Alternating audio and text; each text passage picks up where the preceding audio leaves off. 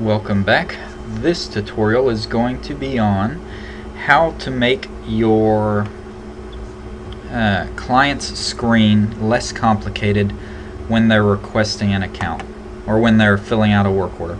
So I'm going to log out as me, and I am going to log in as Zach Wilson, who is set up as a web requester like most of your clients should be.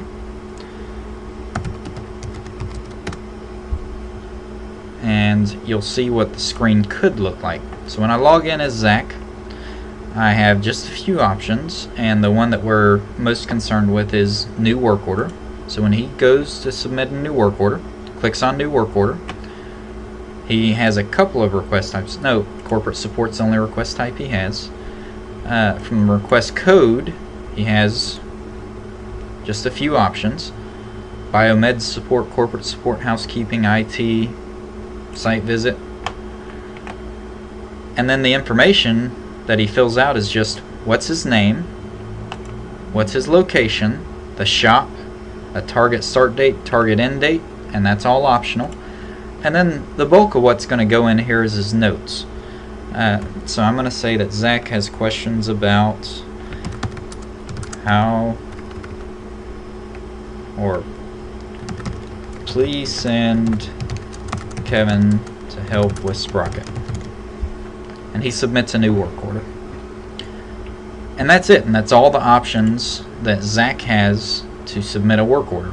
So it's not too complicated.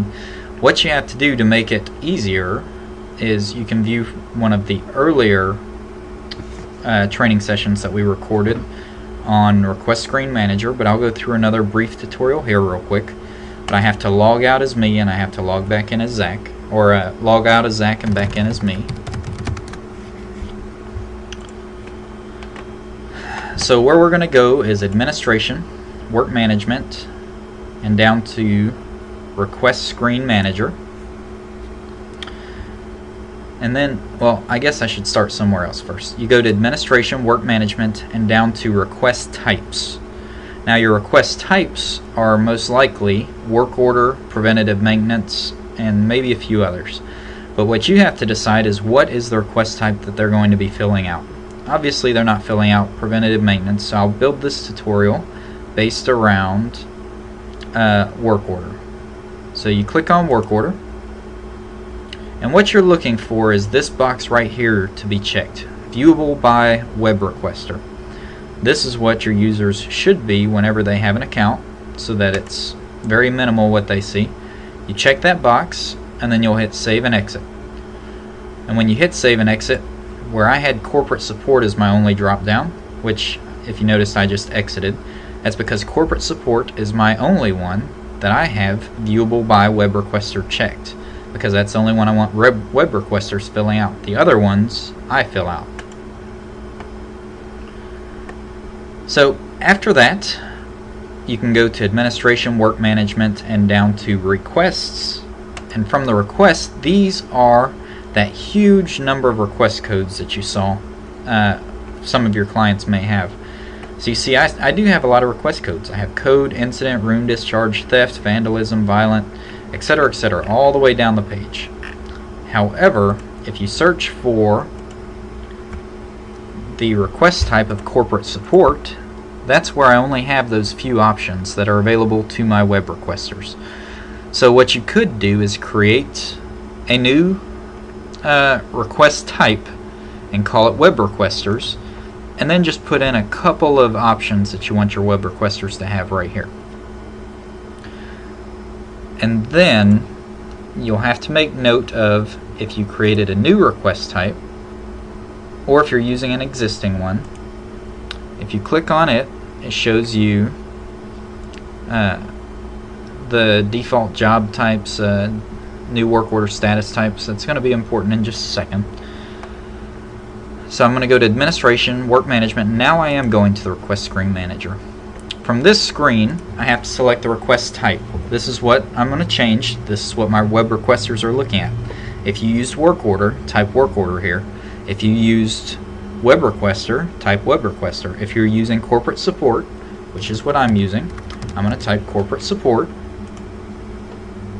And then when it brings this screen up, I'm going to click on You should only have one, but I'm going to click on corporate support. What you're looking for is these green check marks to the side that tell you it's the default.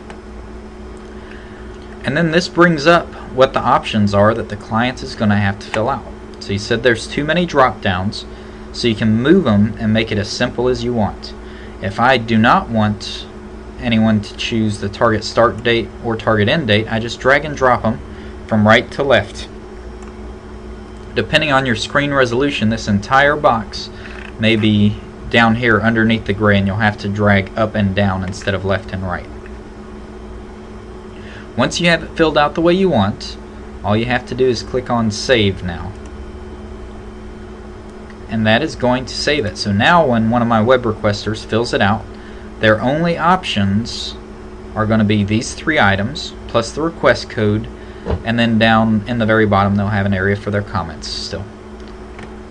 And to show you, I'm going to go ahead and log out, and I'm going to log back in as Zach.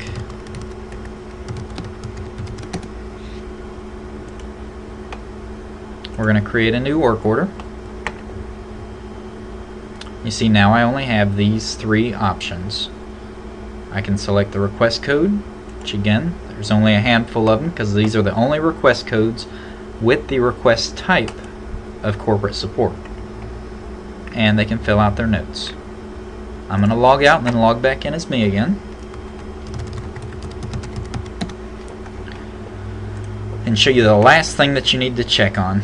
And that's that the people from administration, work management, and down to people are in fact in the group called web requesters. So I'm going to click on Zach Wilson, and you're looking in this groups tab up here. Click on groups, and they should be in this group, Vanguard Web Requester. If they're not, you can simply start typing web requester. And you see there's 2. There's a web requester approval group